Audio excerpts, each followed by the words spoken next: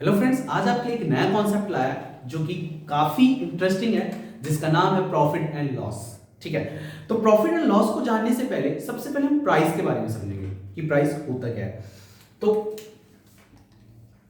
Price को जिसे कहते हैं कीमत, जिसे मूल्य भी कहा जाता है, कीमत मूल्य या मूल्य, जिसे कॉस्ट भी कहा जाता है, कॉस्ट लागत भी कहते हैं। ठीक है, ये सब नाम है। ठीक है, तो प्राइस जैसे पहले के जमाने में ना बार्टर सिस्टम चलता था। बार्टर सिस्टम क्या होता था? पहले गुड्स के बदले गुड्स, है ना, सामान के बदले सामान। जैसे मान लीजिए मेरे यहाँ ना गेहूं की खेती ज्यादा होती है, बट मुझे ना चावल पसंद है। मान लीजिए मैं चावल भी लेना चाहता हूँ, तो मैं ऐसे पर्सन को ढूंढूंगा जिसको चावल की जरूरत है, चावल की जरूरत नहीं, गेहूं की जरूरत है मेरे पास, क्योंकि गेहूं की खेती होती है, और उसके पास ना जो फसल हो वो चावल की हो, मतलब धान की हो। तो हम ना एक्सचेंज कर लेंगे, उसी को कहते थे गुड्स के बदले गुड्स, मतलब बार्टर सिस्टम। तो इसको खत्म करके अब आ गया प्राइस, रुपीस, जो कि हर एक वस्तु की ना कुछ वैल्यू होता है, क्योंकि उससे पहले हमें ना पता ही नहीं चलता था कि किसका क्या वैल्यू है, किसकी क्या मतलब रेट है। तो इसीलिए हमने एक प्राइस जो हमने पढ़ा।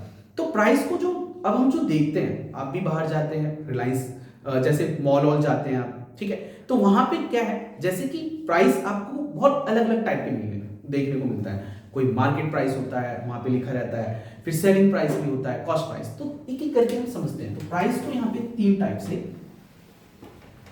बांटा गया, जो कि आपको यहाँ पे एक है आपका कॉस्ट प्राइस, कॉस्ट प्राइस जिसे शॉर्ट में सीपी कहा जाता है, जिसे हिंदी में क्रय मूल्य कहते हैं, क्रय मूल्य। दूसरा होता है आपका मार्केट प्राइस, मार्केट प्राइस जिसको शॉर्ट में इसको एमपी कहते हैं, एमपी, जिसे हिंदी में अंकित मूल्य कहते हैं, अंकित मूल्य। तीसरा जो है आपका, जिसका नाम है सेलिंग प्राइस, सेलिंग प्राइस जिसे शॉर्ट में ना एसपी कहते हैं, जिसे विक्रय मूल्य कहते हैं, विक्रय मूल्य।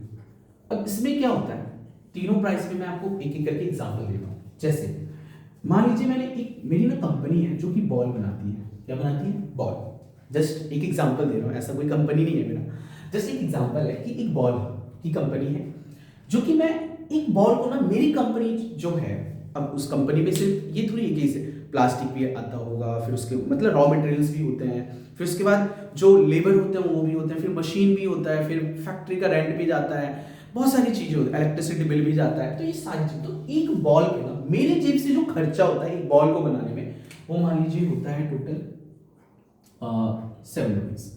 एक बॉल के तैयार तैयार हो जाता है। बट मार्केट में अब हर चीज का, अब ऐसा थोड़ी कोई कंपनी इसको 6 रुपए में बना देती है, कोई कंपनी इसको 5 रुपए में बना रही होगी, कोई कंपनी 8 रुपए में। बट एक सभी का ना, एक चीज का ना मार्केट रेट होता है, जो कि गवर्नमेंट डिसाइड करती है, जो कि मार्केट रेट होता है। तो इसका मान लीजिए मार्केट प्राइस है इसका 15 रुपीज।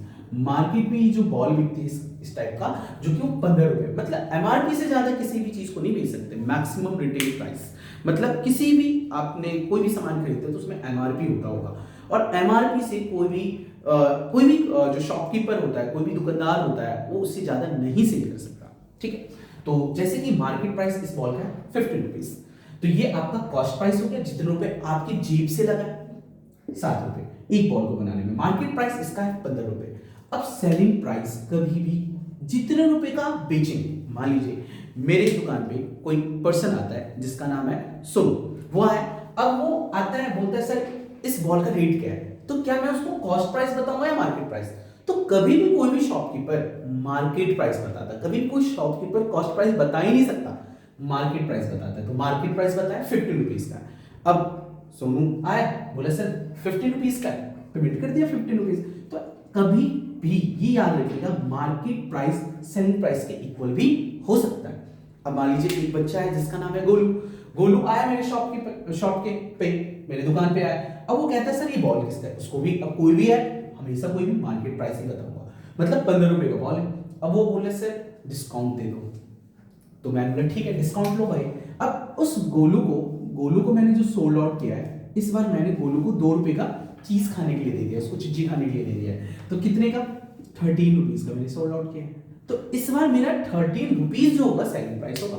मतलब क्या, जितने रुपए का आप बेचते हैं ना, वो आपका सेलिंग प्राइस होता है। तो ये छोटा सा कॉन्सेप्ट आपके दिमाग में होना चाहिए। और तीनों प्राइस, और कभी भी डिस्काउंट, यहाँ एक क्वेश्चन बनता है कि डिस्काउंट कौन से प्राइस पे होगा, क्या कॉस्ट प्राइस पे लगता है डिस्काउंट, क्या मार्केट प्राइस पे लगता है, क्या सेलिंग प्राइस पे लगता है? नहीं, कभी भी ध्यान रखिएगा, डिस्काउंट हमेशा मार्केट प्राइस पे लगता है। डिस्काउंट कभी भी मार्केट प्राइस पे ही लगेगा, ये चीज आपको दिमाग में होना चाहिए। और जितने रुपए का आप सोल्ड आउट कर देते हो वो आपका कहलाएगा सेलिंग प्राइस।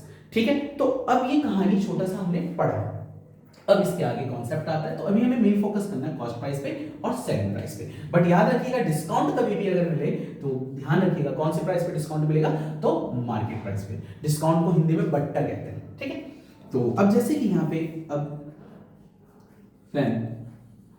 अब यहाँ पे अगर सेलिंग प्राइस ग्रेटर होगा कॉस्ट प्राइस से, when SP is greater than cost price मतलब सीपी, तो उस केस में आपका क्या होगा, गेन होगा, गेन, जिसे आप प्रॉफिट भी कहते हैं, हिंदी में इसको लाभ कहते हैं, लाभ, जिसको प्रॉफिट पी से डिनोट किया जाता है। तो यहीं पे फॉर्मूला बन जाता है कि profit equal to SP minus CP. अब प्रॉफिट की सिचुएशन में मान लीजिए मुझे प्रॉफिट निकालना है तो एसपी माइनस सीपी। अब मान लीजिए मुझे प्रॉफिट पता है, अब मुझे सीपी पता है बट एसपी नहीं पता, तो एसपी निकालने का फॉर्मूला हो जाएगा प्रॉफिट, ये सीपी इधर आके माइनस है, इधर आके ऐड हो जाएगा, तो प्रॉफिट प्लस कॉस्ट प्राइस। अब मान लीजिए किसी क्वेश्चन में कॉस्ट प्राइस निकालना है तो सेलिंग प्राइस में से प्रॉफिट को क्या करेंगे, माइनस। अगर किसी क्वेश्चन में प्रॉफिट परसेंटेज निकालना है, ये प्रॉफिट परसेंट है, ये प्रॉफिट है, दोनों में डिफरेंस है। अभी क्वेश्चन लेके पूरा एक क्वेश्चन के साथ इंप्लीमेंट करेंगे, पूरा कॉन्सेप्ट क्लियर हो जाएगा। तो प्रॉफिट परसेंट का फॉर्मूला होता है P अपॉन में CP, मतलब प्रॉफिट अपॉन में कॉस्ट प्राइस इनटू 100, और परसेंटेज में है इसलिए 100 से मल्टीप्लाई किया है। ठीक है, अब ऐसी लॉस की भी सिचुएशन होता है व्हेन इस बार ग्रेटर होगा CP, इस बार CP अगर SP से ग्रेटर होगा तो उस केस में होता है लॉस। लॉस को हिंदी में कहते हैं हानि, हानि, जिसको L से डिनोट करते हैं। तो लॉस का फॉर्मूला होता है loss equal to CP minus SP, और CP का फॉर्मूला यहाँ पे क्या होगा, तो लॉस प्लस, लॉस के केस में ये लॉस की सिचुएशन है, ये आपका लॉस का सिचुएशन है, ये आपका प्रॉफिट का सिचुएशन है। तो लॉस के केस में CP निकालने का फॉर्मूला होता है लॉस प्लस सेलिंग प्राइस, और सेलिंग प्राइस निकालने का फॉर्मूला होता है CP माइनस लॉस, और लॉस परसेंट क्या होगा फॉर्मूला,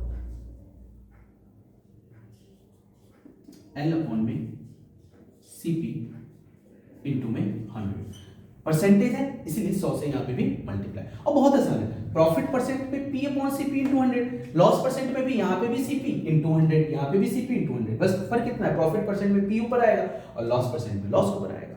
तो ये कॉन्सेप्ट आपका, ये मेन फॉर्मूला मैंने बताया छोटा सा, जो कि फॉर्मूला सच बताऊं तो कोई बहुत बड़ी चीज नहीं है, ये फॉर्मूला नहीं है। आपको क्वेश्चन में अभी मैं इंप्लीमेंट करूंगा ना तो आपको लगेगा कुछ है ही नहीं, अभी बहुत मजा आएगा। तो एंड तक जरूर देखिए वीडियो को, मैं इसको अभी रफ करता हूं फिर हम इसी के साथ क्वेश्चंस करेंगे।